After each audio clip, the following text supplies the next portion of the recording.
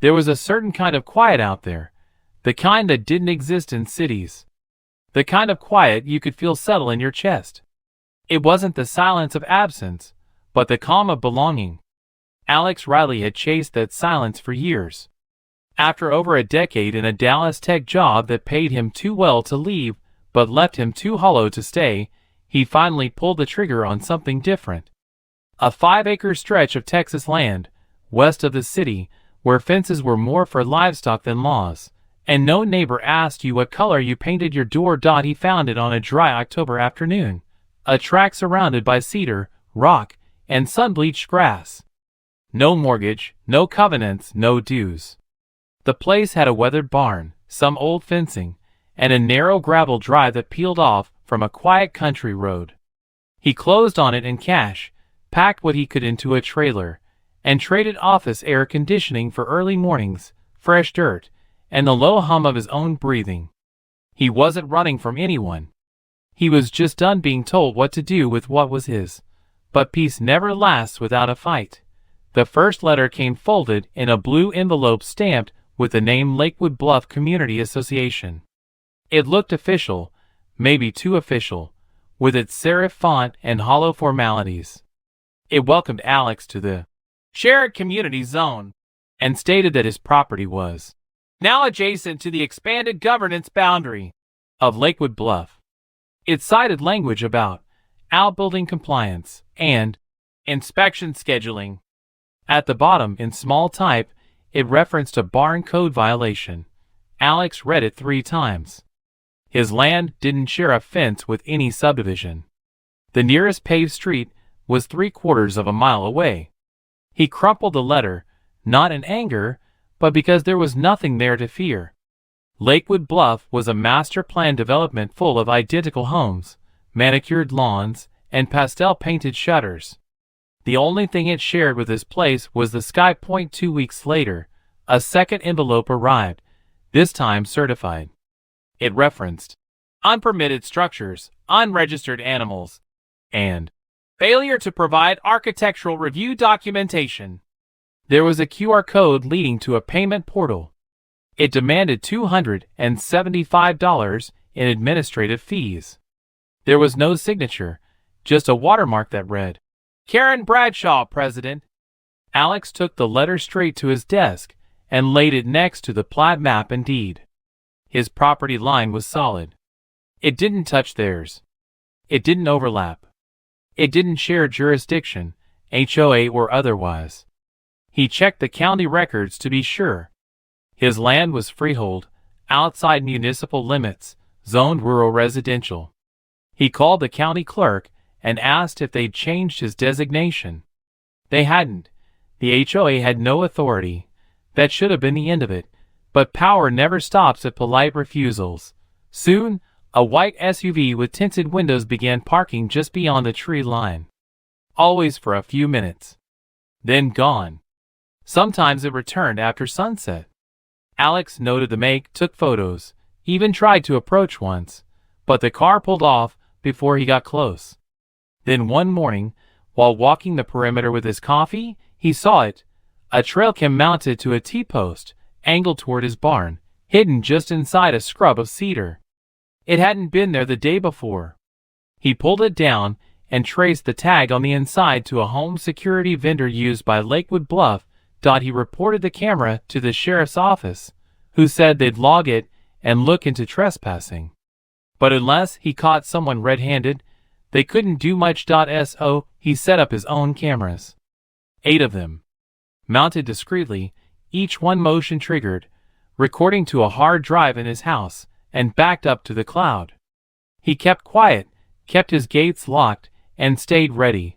The next letter was hand-delivered. A man in a navy polo, the HOA logo stitched neatly over his heart, walked past the posted "No trespassing" sign, knocked once, and left the envelope on the doormat.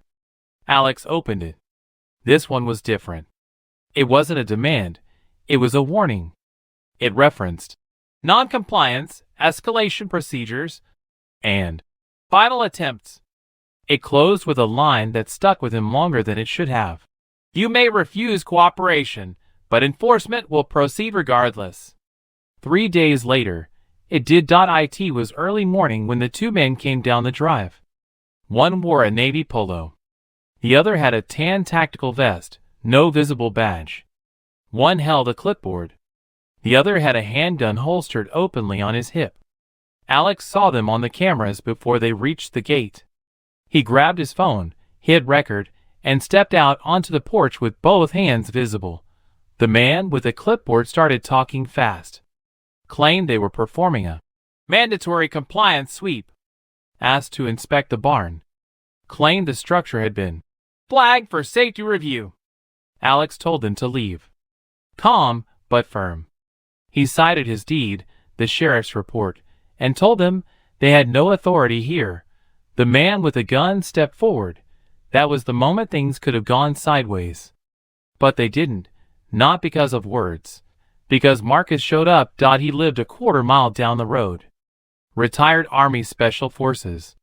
He saw the strange SUV from his kitchen and decided to walk over. He didn't yell. Didn't posture. Just appeared behind the intruders with a Mossberg over his shoulder and a calm question. "Are y'all lost?" The men froze. Alex raised his phone. Recorded their names, their license plate, their refusal to identify who they worked for. They left quickly. The sheriff's office arrived an hour later. Alex handed them the footage. 2 days after that, both men were arrested, neither licensed as security, both carrying weapons illegally on private property, both linked to a volunteer enforcement group created by the HOA president, Karen Bradshaw. Their phones contained text messages from her, instructing them to apply pressure and establish precedent. The case broke open. Karen Bradshaw wasn't some amateur playing at power. She was polished, calculated, the type of woman who ran meetings like courtrooms and used words like mandate when referring to things as petty as mailbox design. She had been president of the Lakewood Bluff HOA for 4 years, and during that time, she'd grown used to obedience disguised as consensus. She'd overseen the addition of new bylaws, engineered expansions into adjacent undeveloped parcels, and even claimed to have advisory authority over neighboring properties. But what she didn't have was any actual jurisdiction over Alex Riley's ranch.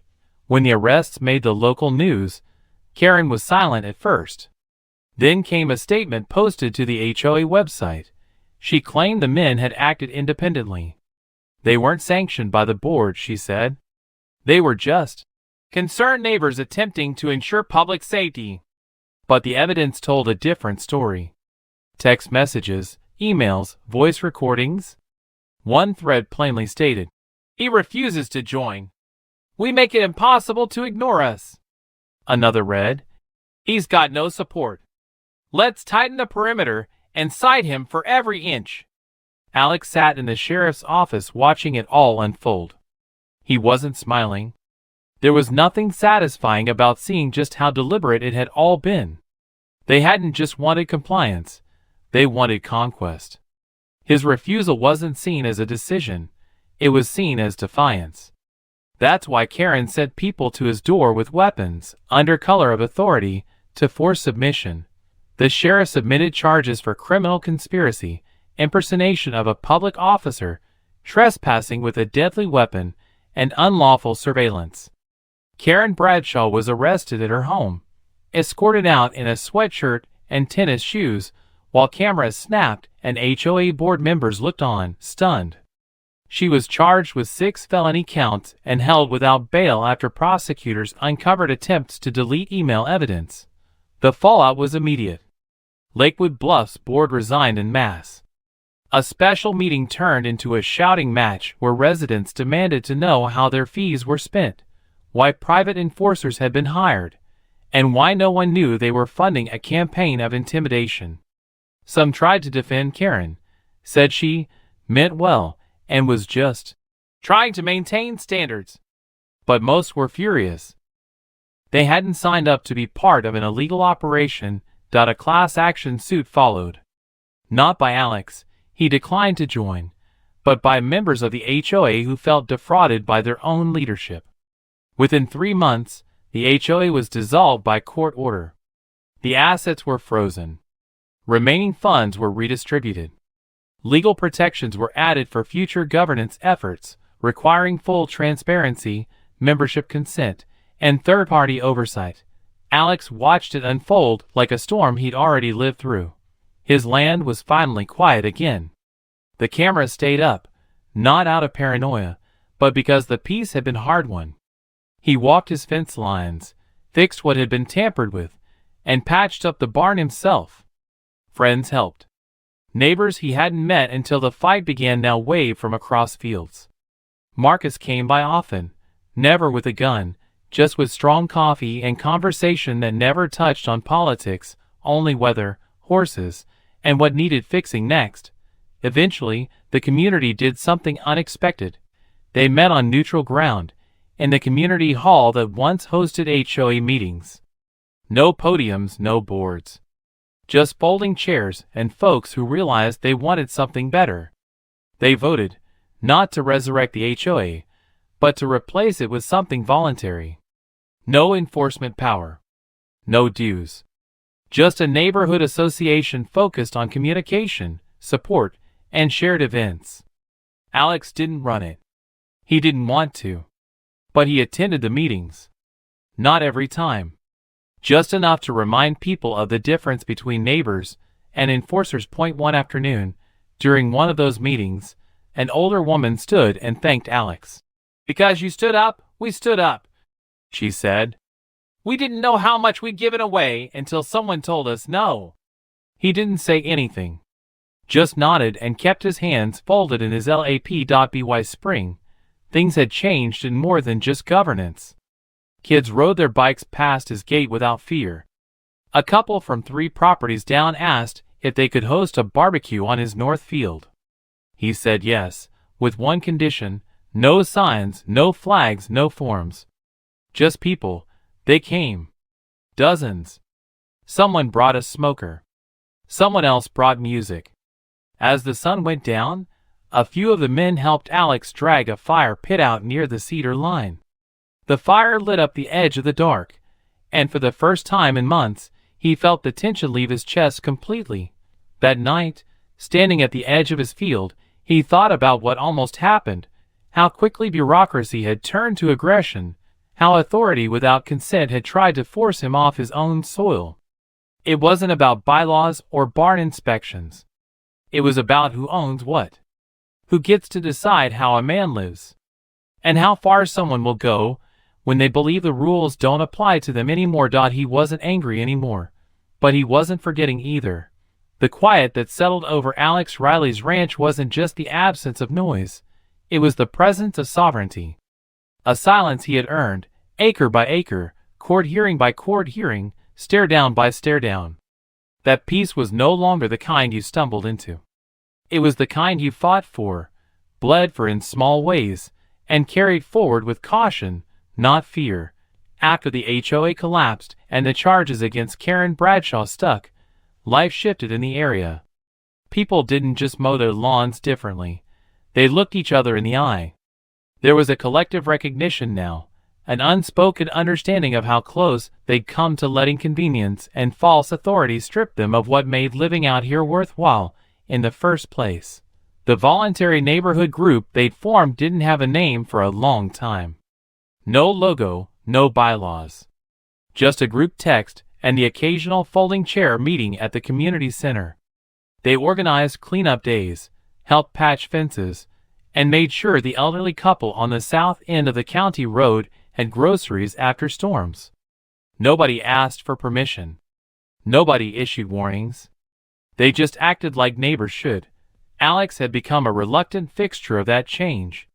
People respected him, not for what he said, which wasn't much, but for what he did. He didn't rub the victory in anyone's face. He never gloated about Karen's conviction or the HOA's collapse. He just kept showing up. Steady, present, reliable. And over time, even the people who once stood on the other side of the fence came around. He received letters from people in other towns, other states. One from a man in Georgia fighting a similar battle. One from a widow in Colorado who'd been told her backyard shed had to come down because it wasn't aesthetically aligned with the rest of her block. Another from a retired police officer who said, "You gave people like me a reason to push back." Alex read them all, responded to some. Mostly, he filed them away. He didn't see himself as an example. Just a man who didn't flinch when they pushed too hard. The barn got rebuilt. Not from scratch, but better.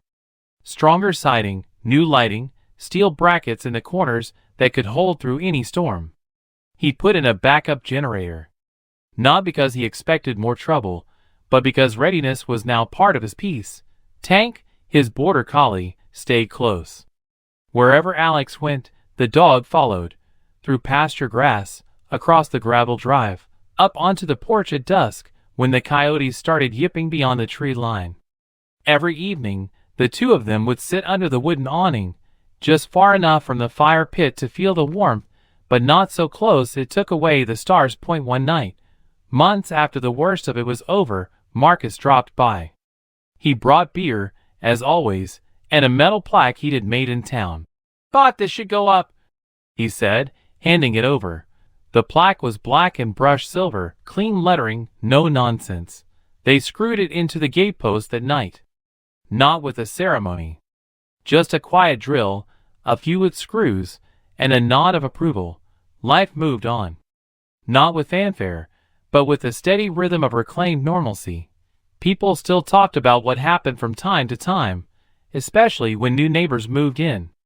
Someone would mention the standoff, the arrests, the headlines. And eventually, the story would come around to Alex. The man who said no when it mattered. The man who didn't blink. But when folks asked him what it felt like to win, he'd just shake his head and smile a little. He didn't call it winning. He called it holding the line. It wasn't just a victory over an HOA. It was a defense of what it means to truly own something. Your land, your peace, your right to be left alone. And when others saw that stand, they realized they could do the same. Not with violence. Not with rage. But with vigilance, preparation, and calm, relentless resolve. A year after the final charge was handed down against Karen, the community held a celebration. Not for her downfall, but for what they'd rebuilt. A bonfire. No speeches. Just grilled meat, kids laughing in the dark, and old country songs on a Bluetooth speaker half buried in a folding chair. Someone handed Alex a beer and clapped him on the back. "You could have moved," the man said. "Sold it. Walked away." Alex looked out over the fire. "Then it wouldn't be mine anymore." That was the truth of it. Because ownership isn't about a piece of paper. It's about commitment. To the soil. To the space. To the freedom that land gives you. If you're willing to guard it. As the fire burned low and the stars blinked through the night sky, Alex sat back in his chair, hand resting on the head of the dog curled beside him. In the distance, the wind moved through the grass. The fence was strong. The barn stood silent and full. The gate was locked, and everything he fought for was right where it belonged.